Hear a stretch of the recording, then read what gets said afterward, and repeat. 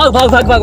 1.5 से 2 हफ्ते लगते हैं इसको घोंसला बनाने में। इंडियन सॉफ्ट टर्टल, जिसको इंग्लिश में कहा जाता है साटोरियाना स्पिंगेरा। मेरी कलेक्शन पूरी हो चुकी है। ये हमारे ऑल हेडेड सिन लॉन्ग नोज स्नेक के पैटर्न है। वो सांप जो है नॉन वेनमस रहता है, साइज में ज़्यादा बड़ा नहीं होता है, 11 इंच तक उसकी मैक्सिमम लंबाई होती है। और वो जो है venomous snake, saw scale viper, खपरा, लुंडी सांप के जैसे मिलता जुलता है और इसी वजह से यहाँ के मुकामी लोग उसको ख़तरनाक समझ के मार देते हैं। अभी मैं कोशिश कर रहा हूँ कि मुझे इस पैच पे कोई डायर्नल स्पीशी मिल जाए। तो अभी डायर्नल स्पीशी में से हमें मिली है फिंच टोड लिजर्ड। जून और जुलाई ब्रीडिंग सीजन के लिहाज से इनका पीक का सीजन होता है। फीमेल जो है इस तरह के दराड़ों में, इस तरह की जगहों में 4 से 6 अंडे देती है, जिसमें से मौसम का दर्जा हरारत के लिहाज से मुख्तलिफ टाइम पीरियड में बच्चे निकलते रहते हैं। तो अगर बात करें इनकी खुराक की, ये इंसेक्टोवर्स हैं, मुख्तलिफ तरह के छोटे हशरात, छोटे कीड़े मकोड़े जो है खाते रहते हैं।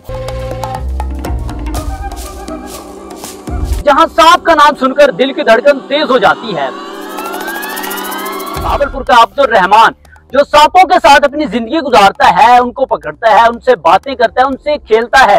ये जंगली हयात और सर्वाइवल जिंदगी में बड़ी दिलचस्पी रखते हैं। सांपों को पकड़ने में ये दिलचस्पी कैसे पैदा हुई? By profession I am a survivalist. मैंने नेशनल जियोग्राफिक और डिस्कवरी चैनल के इंस्ट्रक्टर से सर्वाइवल की ट्रेनिंग ली हुई है।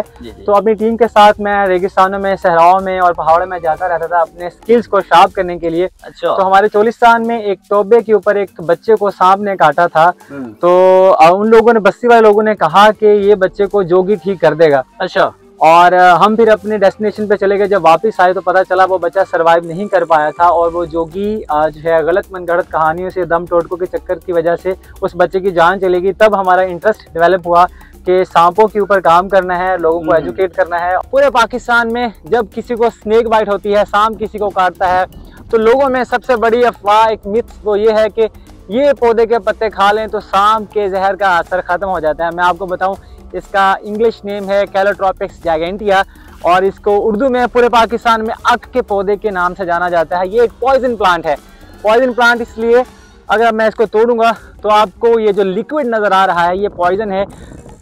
स्नेक बाइट से लोग नहीं मरते, लेकिन ये पत्ते खाने से, ये पॉइजन खाने से लोग जो हैं उनकी आंतड़ियाँ, अंदर से आर्टरीज जो हैं वो डैमेज हो जाती हैं और उस डैमेज होने की वजह से लोग मर जाते हैं।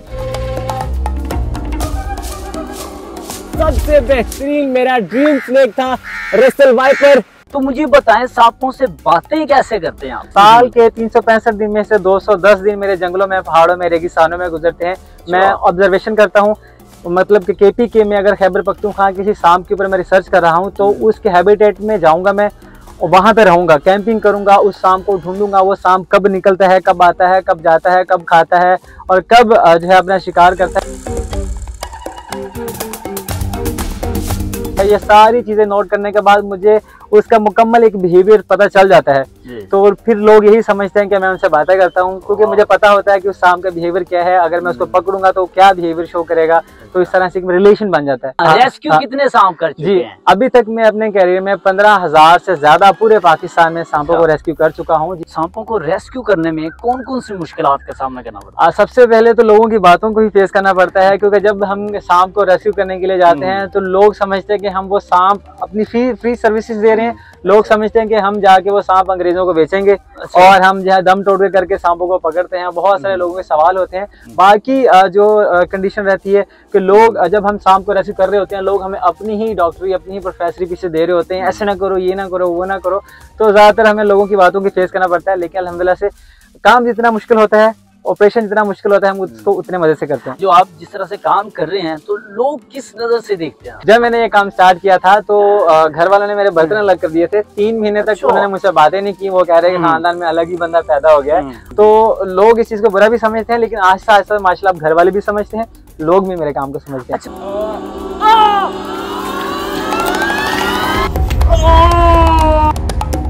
अच्छा, तो आपके साथ लोग चलते भी हैं कि हमें भी ये काम सिखाओ, या हम भी बड़ा इंटरेस्टेड हैं कि हमें दिखाओ किस तरह से पकड़ते हैं? अब पहले नहीं था, अब अल्हम्दुलिल्लाह से स्कूल, कॉलेजेस, यूनिवर्सिटी से अच्छा। प्रोफेसर एंड स्टूडेंट्स जो इंटरेस्ट शो करते हैं। मैं गाँव में जाता हूँ, देहातों में जाता हूँ, लोगों को इस चीज़ से अवेयर करने के लिए लोग अब इंटरेस्ट रखते हैं।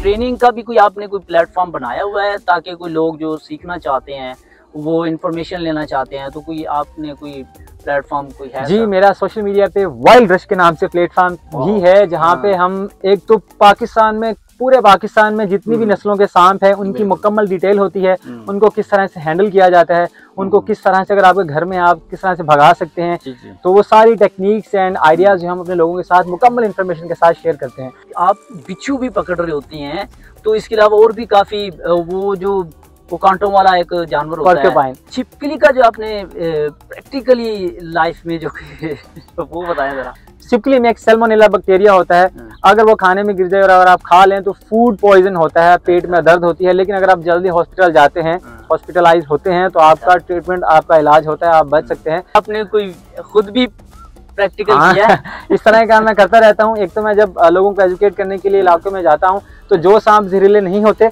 मैं लोगों के सामने उनसे कटवाता हूँ, उनसे बताता हूँ कि ये देखो, ये सांप, इसका पैटर्न ये है, इसकी निशानी ये है, ये जहरीला नहीं है। तो इसी तरह से छिपकली को दूध के अंदर डाल के उसको हिला के वो दूध मैंने लाइव प्रैक्टिकली जो है अपने लोगों के सामने पिया हुआ है, उनको दिखाया हुआ है कि छिपकली वाला दूध आपने पिया है? जी, छिपकली वाला दूध मैंने पिया हुआ है, उसको अच्छी तरह से हिला के, ताकि हमारे लोगों को पता चले कि हकीकत क्या है।